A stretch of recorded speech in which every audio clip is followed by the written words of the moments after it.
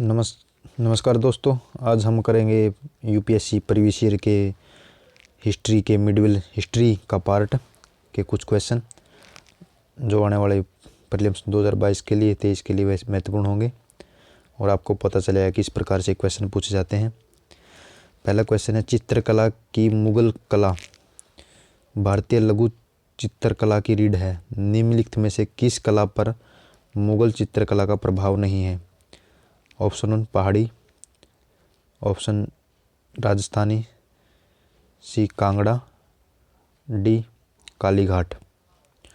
तो इसका right answer है कालीघाट, क्योंकि पहाड़ी, राजस्थानी और कांगड़ा पर मुगल चित्रकला का प्रभाव रहा है। कालीघाट चित्रकला का क्षेत्र पश्चिमी मध्य प्रदेश है, जो मुगल शासकों के नियंत्रण में कम समय तक रहा था। अतः इस कला पर मुगलों का प्रभाव नहीं आ सका, जबकि पहाड़ी, राजस्थानी और कांगड़ा चित्रकला पर मुगलों का प्रभाव पड़ा। हमारा दूसरा क्वेश्चन है, निम्नलिखित में से कौन से मध्यकालीन भारत के प्रसिद्ध विधिवेता थे? मध्यकालीन भारत के जो विधिवेता मतलब कानून ज्ञाता थे, ए विज्ञानेश्वर, हिमाद्री, राजशेखर, जीतू मोहन। इसका राइट आंसर क्या है? विज्ञानेश्वर भी थे, हिमाद्री भी थे और जीतू वाहन भी थे, लेकिन या राजशेखर नहीं थे। विज्ञानेश्वर, हिमाद्री, जीतू जीमूत वाहन मध्यकालीन भारत के विधिवेता थे। विज्ञानेश्वर ने याज्ञवल्क्य स्मृति पर टीका लिखी, दायबाग नाम से लिखा। हिमाद्री ने मनुस्मृति पर टीका लिखी और राजशेखर प्रतिहार शासक महेंद्र पाल के दरबार में रहते थे। इन्होंने कपूर मंजरी नामक नाटक की रचना करी। मतलब राजशेखर कौन थे? नाटककार थे। और विज्ञानेश्वर, हिमाद्री और जीमूत वाहन विधिवेता थे। हमारा तीसरा क्वेश्चन है, निम्नलिखित में किस स्मारक में वह गुम्बज है जो संसार के विशालतम गुम्बजों में से एक है? तो इसका राइट आंसर है डी गोल गुम्बद, बीजापुर में, जो कि आदिल शाह राजा ने बनाया था।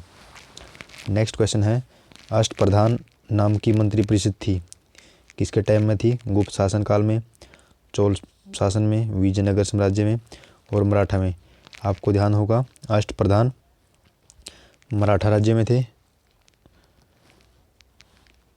इसका राइट आंसर है डी मराठा प्रशासन में। अष्टप्रधान नाम की मंत्री परिषद मराठा प्रशासन में थी।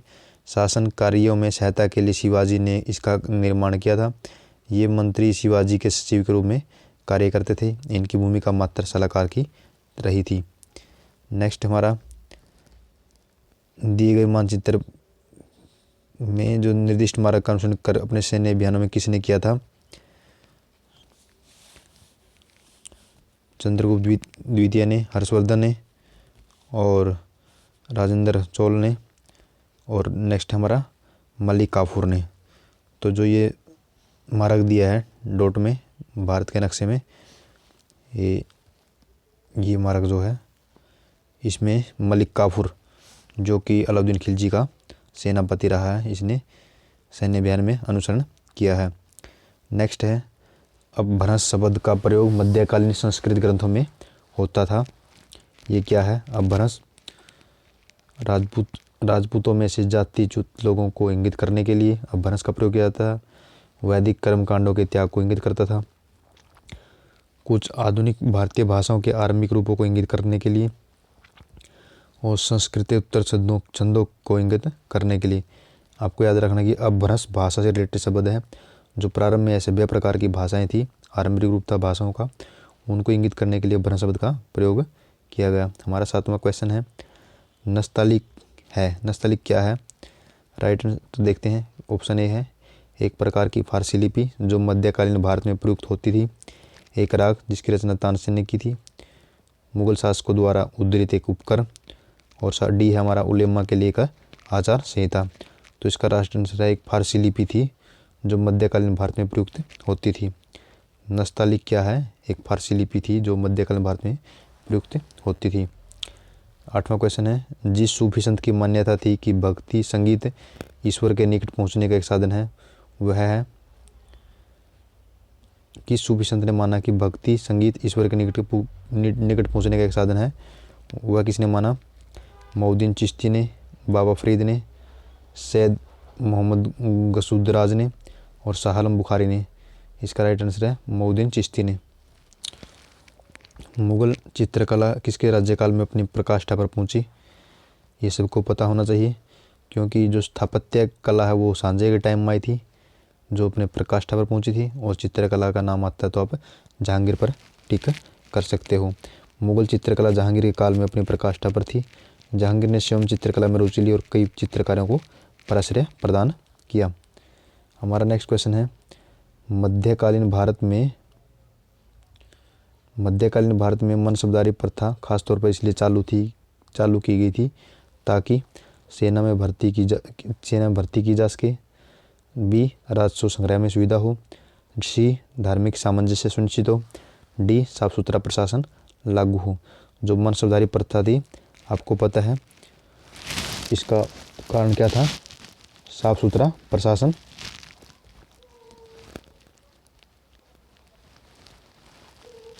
प्रशासन लागू हो। ये अकबर द्वारा 1575 में अस्तित्व में आई थी मनसबदारी प्रथा। मनसब शब्द का अर्थ अरबी भाषा में अर्थ है पद। अकबर द्वारा आरंभ की गई इस व्यवस्था के लिए दिए पद को मनसब और प्राप्त करने वाले को मनसबदार कहा जाता था। मतलब जो मनसबदारी प्रथा थी वो राजस्व संग्रह की सुविधा के लिए नहीं थी, बल्कि ये साफ सुथरे प्रशासन को लागू हो सके, इसलिए इसको मनसबदारी शब्द यूज किया गया। सही सम्मिलित कौन सा है? गुरु अमरदास मीरी और पीरी, गुरु अर्जुन देव आदि ग्रंथ, गुरु रामदास दल खालसा और गुरु गोविंद मंजी या अमरदास। तो इसका राइट आंसर है बी, गुरु अर्जुन देव आदि ग्रंथ से थे। और अगर हम देखें, गुरु अर्जुन देव ने आदि ग्रंथ की रचना की, हम सबको पता है। और इनमें 5 सिख गुरुओं, 18 हिंदू भक्तों और संत कबीर, नामदेव आदि के उपदेश भी संकलित थे। मीरी और पीरी हरगोविंद से संबंधित है। दल खालसा गुरु गोविंद से संबंधित है और मनजी अमरदास से संबंधित है। आपको याद रखना है, मीरी और पीरी किससे संबंधित है? हरगोविंद से। आदि ग्रंथ तो हमको पता है गुरु अर्जुन देव से, और दल खालसा गुरु गोविंद से, और मनजी अमरदास से। कृष्ण जीवन पर प्रेम वाटिका काव्य की रचना की गई थी। प्रेम वाटिका की रचना किसने की थी? बिहारी ने, सूरदास ने, रसखान ने और कबीर ने। आपको याद रखना है कि जो कृष्ण जीवन पर प्रेम वाटिका की रचना रसखान ने की थी, क्योंकि क्वेश्चन रिपीट हो सकते हैं और ये सिर्फ आप रट ही सकते हो। फैक्चुअल क्वेश्चन है और वो भी मिडिवल हिस्ट्री के। तो प्रेम वाटिका काव्य की रचना किसने की थी? रसखान ने। हमारा 13वां क्वेश्चन है, अपनी शक्ति को सुम्मिलित करने के लिए बलबन ने भव्य उपाधि धारण की। तूतीय हिंद की, केसरे हिंद की, जिले इलाही की और दीने इलाही की। तो इसका राइट आंसर है सी, जिले इलाही की। मतलब बलबन ने कौन सी उपाधि धारण की थी? जिले इलाही की। और तूतीय हिंद की उपाधि किसने करी थी? अमीर खुसरो ने। और केसरे हिंद की उपाधि महारानी विक्टोरिया ने। और दीन इलाही की अकबर ने।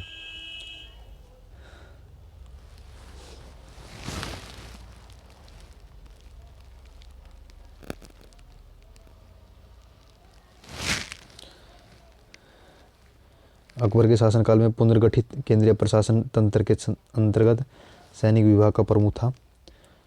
सैनिक विभाग का प्रमुख क्या कहलाता था? जो अकबर के टाइम में सैनिक विभाग का, उसको कहते हैं मीर बख्शी।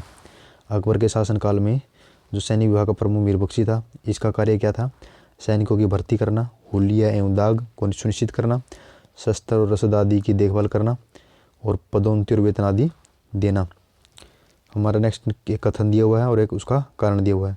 भारत में सूफी के चिश्ती धर्म प्रसंग का प्रवर्तक और सर्वप्रमुख व्यक्ति ख्वाजा मोहद्दीन चिश्ती है। चिश्ती धर्म संघ ने अपना अजमेर में स्थित ग्राम चिश्त से लिया। इसका कथन सही है, लेकिन कारण गलत है। भारत में सूफियों के चिश्ती धर्म के प्रवर्तक और सर्वप्रमुख व्यक्ति ख्वाजा मोहद्दीन चिश्ती हैं। मोहद्दीन चिश्ती मोहम्मद गोरी की सेना के साथ 1192 में भारत आए थे और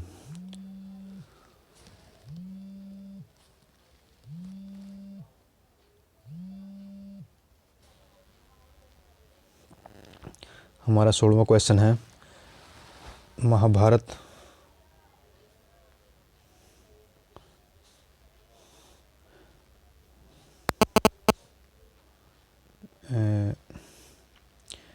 सोलह क्वेश्चन हमारा, महाभारत की विषय वस्तु पर विभिन्न भाषाओं के कृतिकारों और उनकी कृतियों के विभिन्न युग्मों में कौन सा एक सही सम्मिलित है? सरला दास बंगाली में, टिक्कण मराठी में, काशीराम उड़िया में, पंपा कन्नड़ में।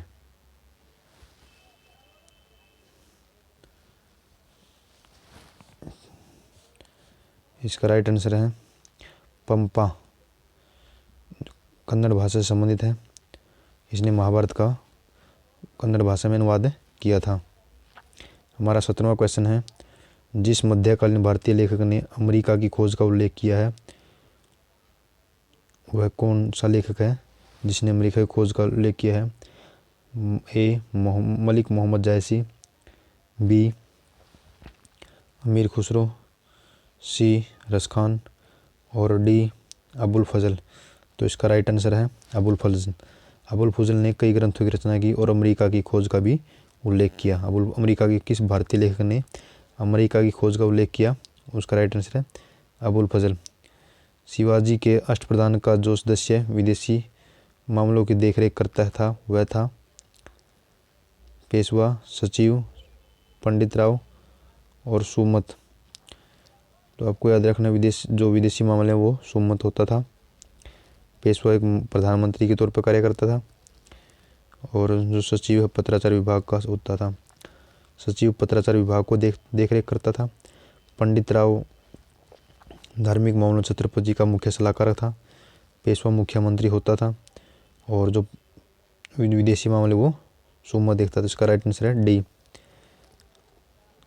कंधार के निकट निकल जाने से मुगल साम्राज्य को एक बड़ा धक्का पहुंचा।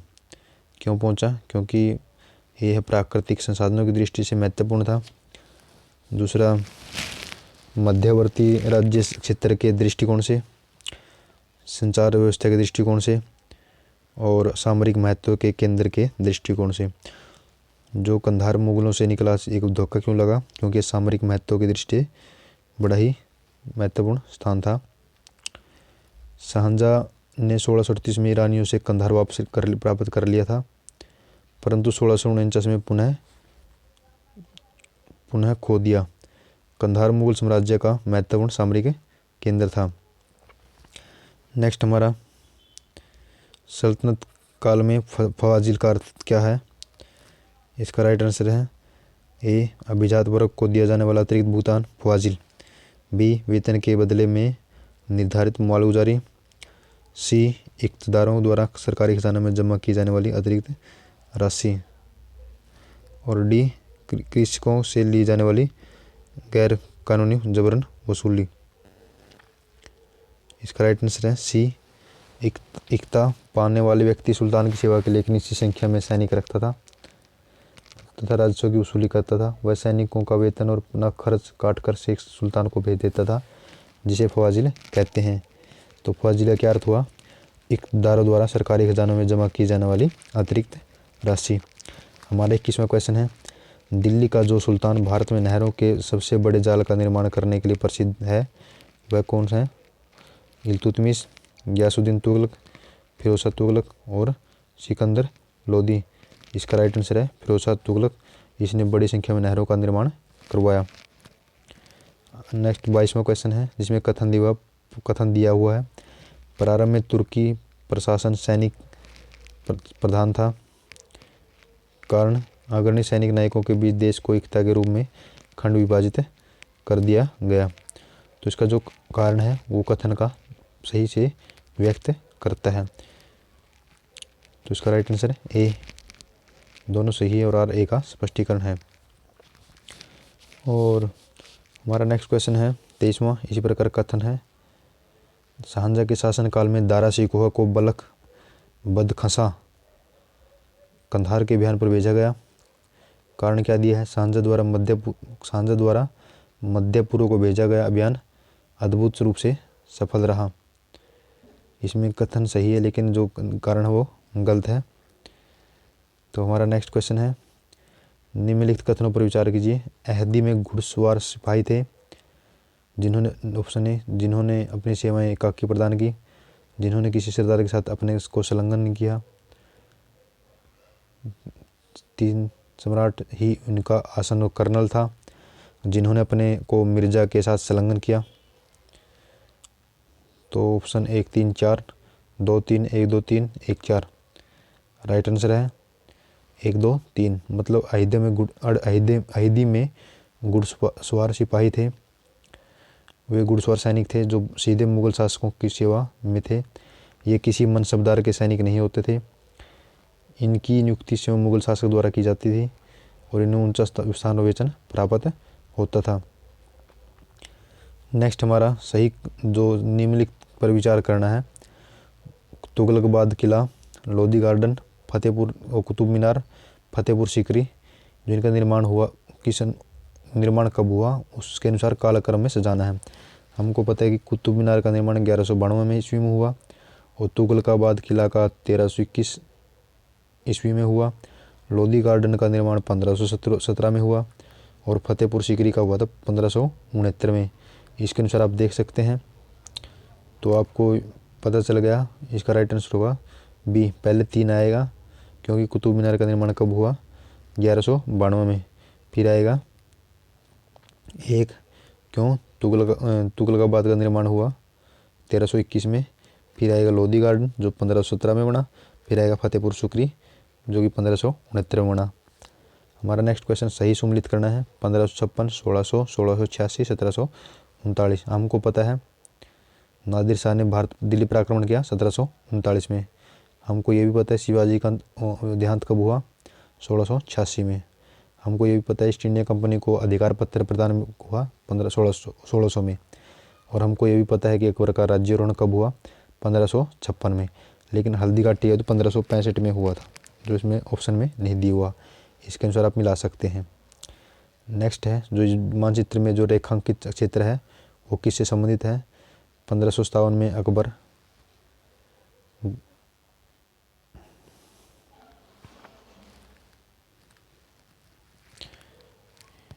के टाइम में 1557 में अकबर के टाइम में, 1605 में अकबर के टाइम में और 1605 में अकबर के टाइम में। ये 1605 में अकबर के टाइम में का क्षेत्र है गोंडवाना और लाहौर का क्षेत्र। नेक्स्ट हमारा 28वां क्वेश्चन है। काव्य अभिव्यक्ति के रूप में उर्दू का प्रयोग करने वाला पहला लेख था। ऑप्शन 1 अमीर खुसरो, बी मिर्जा गालिब, सी बहादुर शाह जफर और डी फैज़। तो इसका राइट आंसर है अमीर खुसरो।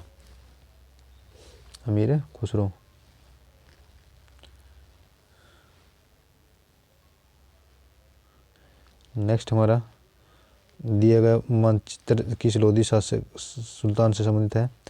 मानचित्र में ए से संबंधित किस नगर को निरूपित करता है। तो इसका राइट आंसर है बहल लोधी जौनपुर।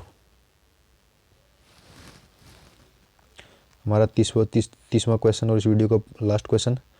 अकबर के शासनकाल में हर 10 घुड़सवार सैनिकों के लिए मनसूबदारों को 20 घोड़ों की रखरखाव करनी पड़ती थी। कारण क्या है। घोड़ों को यात्रा में आराम देना होता था। युद्ध के समय इनको बदलना आवश्यक था। तो इसका 30 का राइट आंसर होगा। देखो एक कारण क्या दिया है, इसका कथन गलत है और इसका कारण सही है। दोस्तों इसी तरह हम PYQ previous year question paper with solution करेंगे। क्या पता आने वाले UPSC प्रीलिम्स में रिपीट हो जाए, इसलिए आप लगन से स्पीड से अब इसको देख सकते हो। अगर आपको प्रयास अच्छा लगता है चैनल सब्सक्राइब करें, लाइक करें, शेयर करें और मेरे को मोटिवेशन दें। धन्यवाद दोस्तों।